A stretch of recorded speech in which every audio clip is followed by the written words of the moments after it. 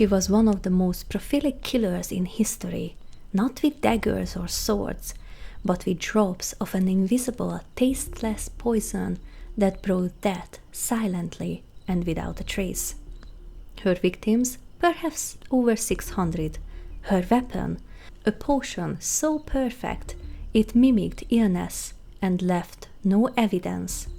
Her name was Giulia Tofana, and in the heart of Renaissance Italy, she built a poison empire that targeted one kind of man, the abusive husband. Today we are diving into the dark, fascinating world of the woman history remembers as the Queen of Poison. Not all stories need a long shadow. Some slips through quickly, whispered, fleeting, but never forgotten. This is Creep's Bites, a taste of the strange. To understand Giulia Tofana, you have to understand the world she lived in. 17th century Italy was a place of beauty, art and culture, but also one of brutal inequality. For women, especially those born into lower classes, life was often a dead end. Marriage wasn't about love, it was a contract. And once married, women had almost no legal rights. Abuse, neglect and violence were common and largely ignored by the law and by the church. Divorce? Not an option. Escape? Impossible.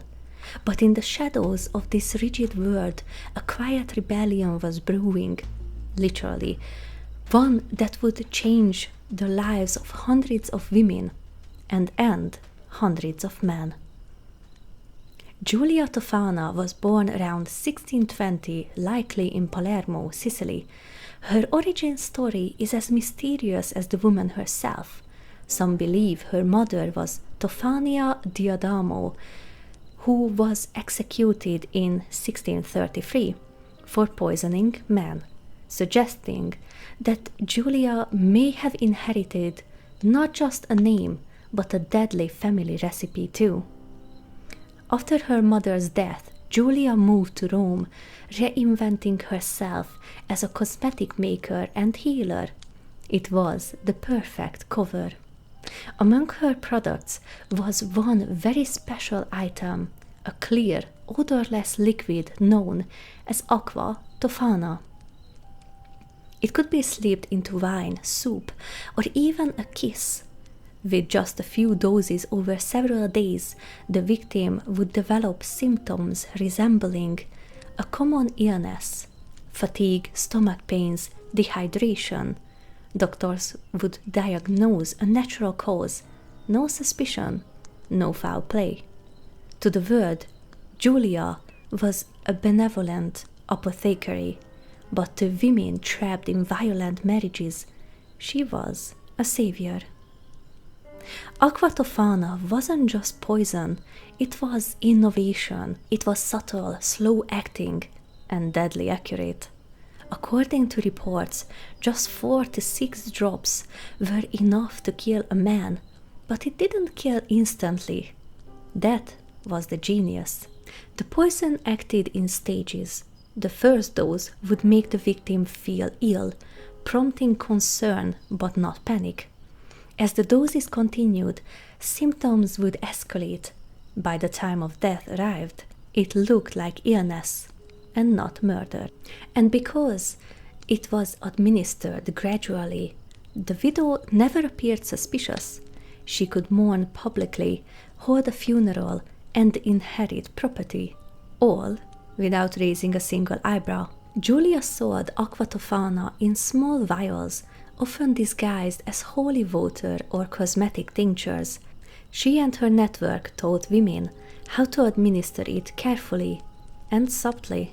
Giulia didn't act alone. Over the years, she built an underground network of women, including midwives, apothecaries, and trusted go-betweeners. Together, they created a sisterhood bound by secrecy and a shared mission, helping women escape the inescapable.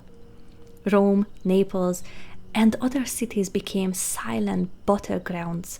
Behind closed doors, hundreds of women were quietly reclaiming their lives through the tiniest of tools, a drop here, a cough there, a final breath.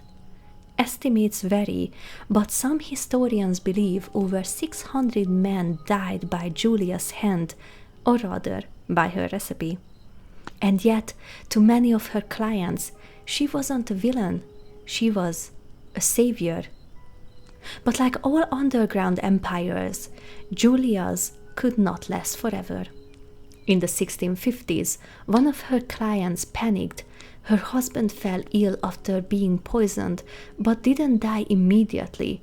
Overcome with guilt or fear, she confessed everything to a priest and broke the code of silence. The priest alerted authorities. Giulia was arrested, tortured, and eventually confessed to her crimes. She implicated several others in her network, though some believe she withheld names to protect them. In 1659, Giulia Tofana was executed in Rome along with her daughter and several of her closest accomplices. But Aqua Tofana didn't disappear. Rumors of it lingered for decades. Some even claimed Mozart may have been poisoned with it. Here's the thing about Giulia Tofana's story. Much of what we think we know comes from whispers. Yes, she was real. Yes, Aqua Tofana did exist. But beyond that, the lines blur between fact and folklore.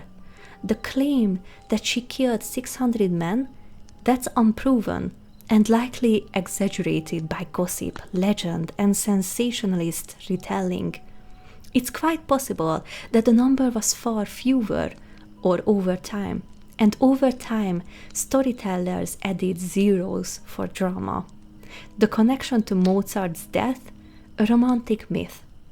Even her supposed origin as the daughter of another poisoner is speculation, though intriguing. And let's be honest, while many of her clients may have been desperate, abused women, some probably just wanted their husbands gone. Inheritance, new lovers, freedom from inconvenient marriages, motives are rarely pure.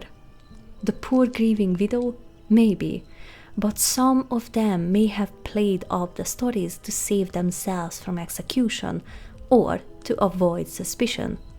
History has a habit of polishing motives until they sparkle. So what we're left with is part truth and part myth. A woman shaped not just by her actions, but by centuries of retelling. So who was Giulia Tofana really? A murderer who helped kill hundreds of men, or a martyr who gave desperate women the only means of control they could grasp in a violent, male-dominated world? The truth is likely both.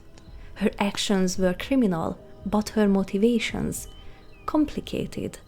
In a world where women had no rights, no voice, and no safe space, Giulia offered something radical: agency.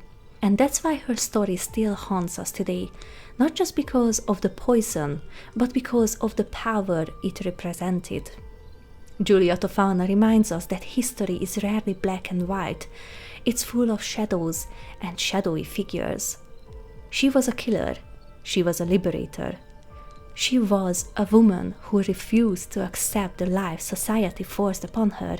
In her vial was death, but for many women, it was the only path to survival. And that's where it ends, for now. A quick taste of the strange. But don't worry, there's more waiting. Keep your eyes open. The dark is never too far. My name is Creeps. Thank you for listening.